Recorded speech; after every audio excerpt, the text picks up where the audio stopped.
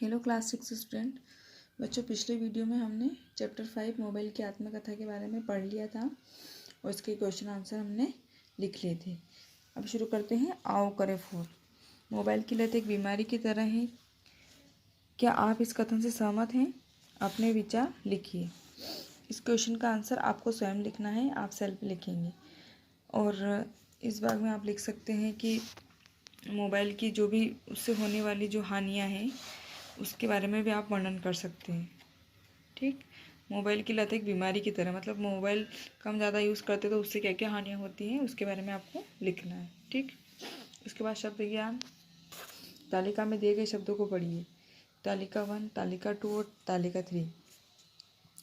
इनमें दे रखे हैं पुस्तक, घड़ा, दही, मेज, गिलास, रोटी। तालिका 2 में दे रखा है भोजनशाला, वायुयान, उद्योगपति, पाठशाला और बैलगाड़ी। और तालिका नंबर 3 में दे रखे हैं शब्द वीणाधारिणी, पीताम्बर, दशानन और त्रिनेत्र। तालिका में दिए गए शब्दों में क्या अंतर है? इन सब में जो अलग अलग शब्द दे रखे हैं इनमें डिफरेंस क्या है वो देखना है। तालिका 1 में कौन से शब्द दे रखे हैं? तालिका 1 में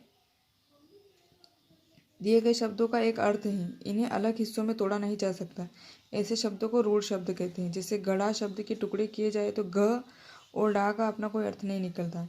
बच्चों, ये जो तालिका में दे रखे हैं इनमें ऐसे शब्द दे रखे हैं कि इनको अगर अलग अलग किया जाए तो किसी भी शब्द का कोई अर्थ नहीं निकल रहा। दही, अगर इसको जोड़ेंगे तो इसका अर्थ निकल रहा है कि दही मीन्स कर्ड की बात हो रही है ना। घड़ा मतलब घड़े की बात हो रही है।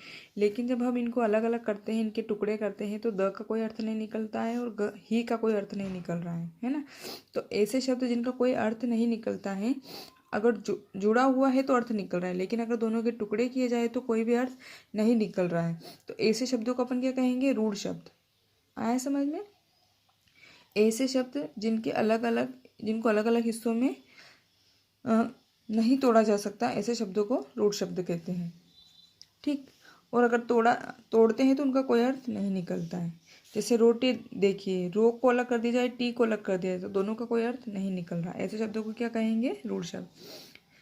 तालिका नंबर 2 में दे रखा है दिए गए शब्द दो अलग अलग शब्दों से मिलकर बने हैं। इन शब्दों को तोड़ा जाए तो दोनों का अपना एक अर्थ निकलता है। ऐसे शब्दों को यौगिक शब्द कहते हैं। जैसे भोजनशाला को तोड़ा जाए तो दो शब्द भोजन अर्थात खाना और शाला अर्थात स्थान शब्द बनते हैं और दोनों के अलग अलग अर्थ प्रकट होते हैं, है ना।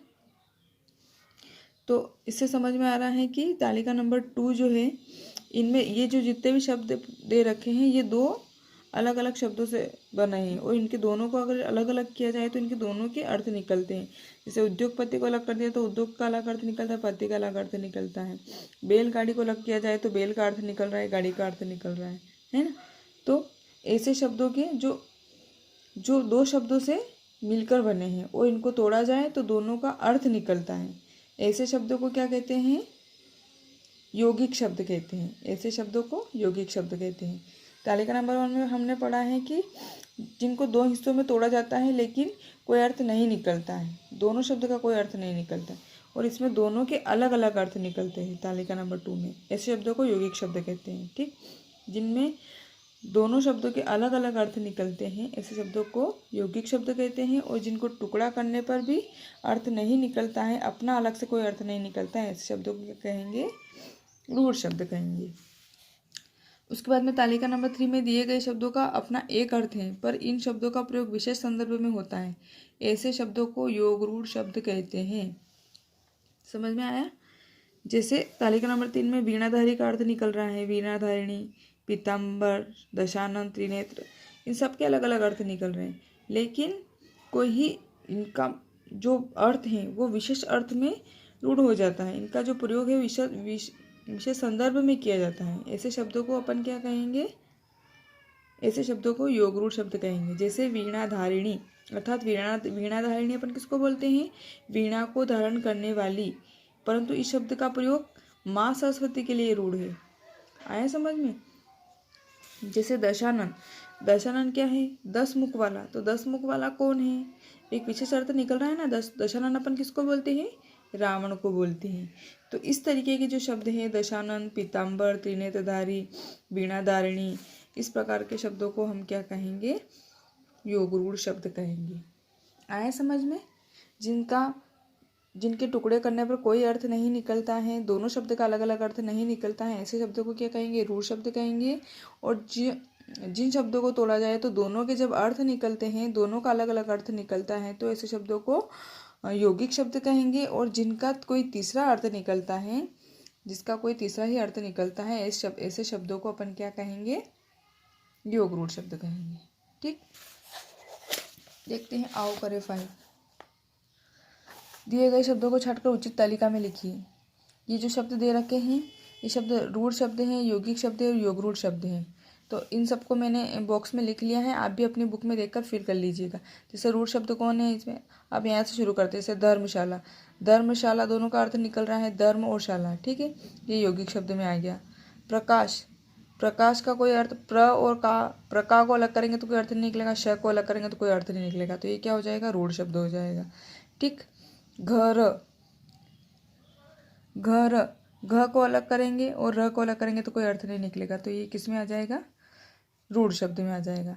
इसी प्रकार से और भी शब्द हैं, आपको ढूंढना है और अपने बुक में फिल करना है। उसके बाद में आओ करें 6। आत्मकथा में से रूढ़ शब्द, यौगिक शब्द और योग रूढ़ शब्द में से किसी भी एक प्रकार के शब्दों के 4 उदाहरण ढूंढकर लिखिए। ठीक, तो आपने आत्मकथा पढ़ी है, इसमें से आपको क्या लिखना है? सभी प्रकार के शब्द ढूंढना है, यानी किसी भी एक प्रकार के शब्दों को ढूंढकर अपनी कॉपी में लिखना है। ठीक है, या तो रूढ़ शब्द के, या यौगिक शब्द के, या योग रूढ़ शब्द के। ओके, अब देख लेते हैं अपन प्रैक्टिस बुक।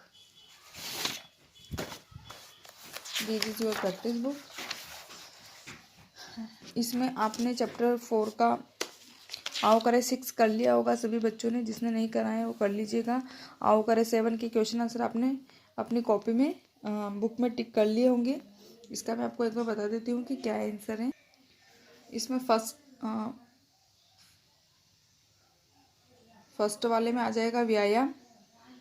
ठीक,